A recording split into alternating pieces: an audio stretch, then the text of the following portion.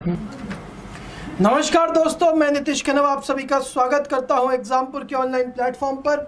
सभी को राधे राधे, सभी को राम राम, जय हिंद, जय भारत।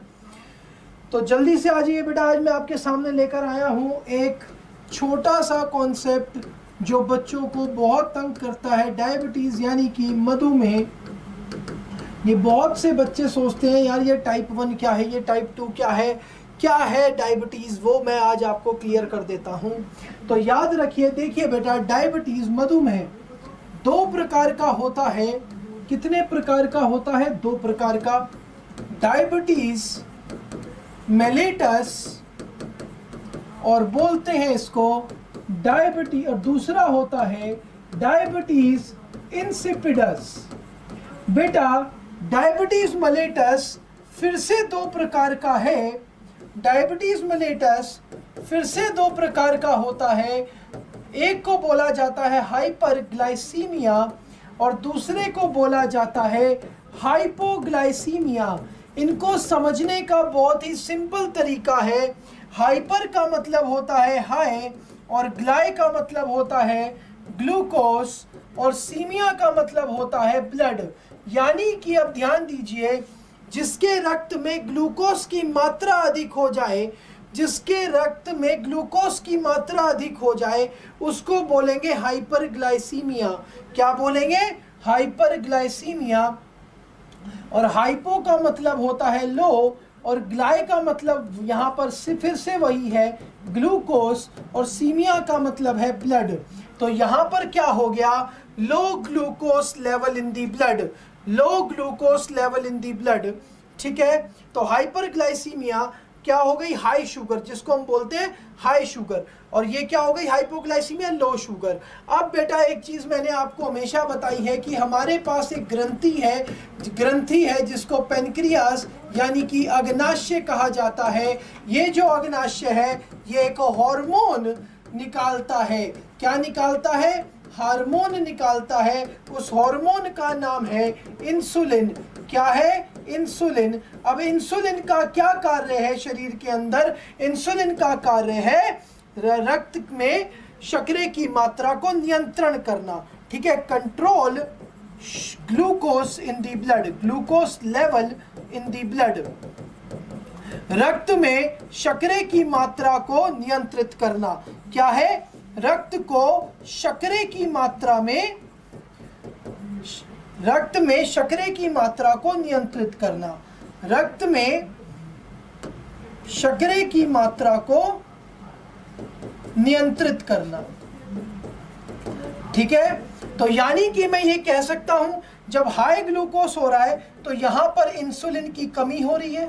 तो यानी कि हाइपरग्लाइसीमिया में इंसुलिन की कमी हो जाती है, तभी तो ग्लूकोज लेवल ज्यादा जा रहा है। ठीक है, आई बात समझ में? और लो में इंसुलिन ज्यादा हो जाता है, वो सारा का सारा ही ग्लूकोज क्या करता है? ऑक्सीडाइज कर देता है, जिसकी वजह से शुगर की, ग्लूकोज की कमी हो जाती है। तो डायबिटीज मेलिटस दो प्रकार का हो गया, हाइपरग्लाइसीमिया, हाइपोग्लाइसीमिया।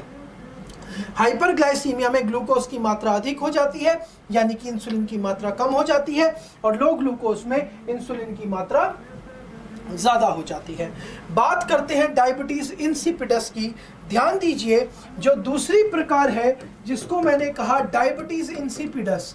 अब आप कहेंगे सर दो ही तो होती हैं, एक हाई शुगर और एक लो शुगर, तो फिर ये क्या है? बेटा बताता हूं, ये ग्रंथि होती है पिट्यूटरी ग्लैंड। हमारे मस्तिष्क में एक ग्रंथि है जिसको पीयूष ग्रंथि कहा जाता है।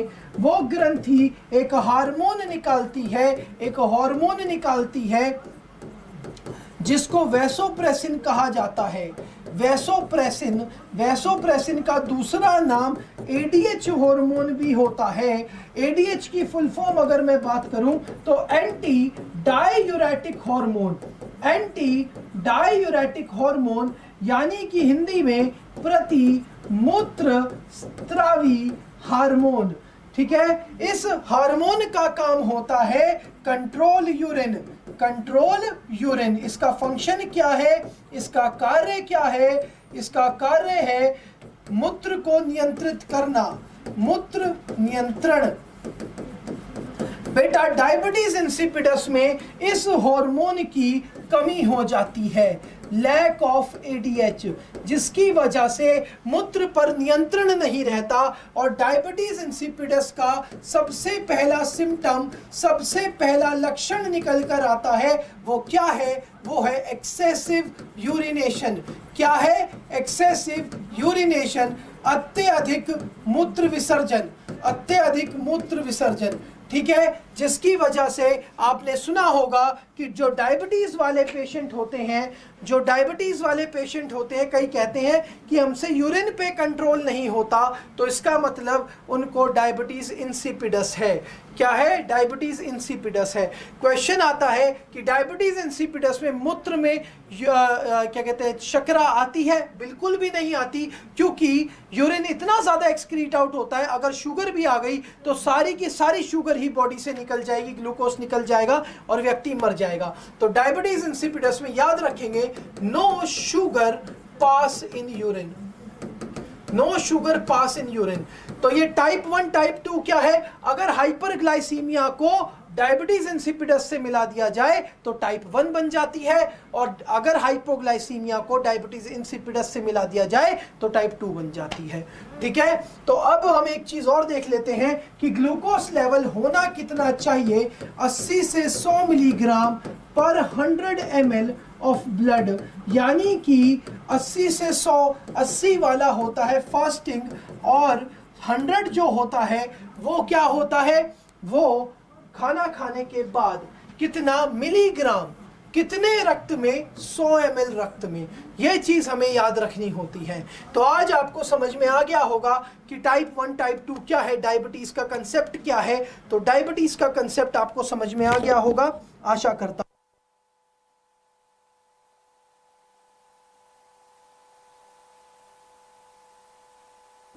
तो ठीक है, तो आज की क्लास को यहीं समाप्त करते हैं। मिलेंगे नेक्स्ट वीडियो में, तब तक के लिए हंसते रहें, मुस्कुराते रहें और पढ़ते रहें। धन्यवाद। जय हिंद, जय भारत।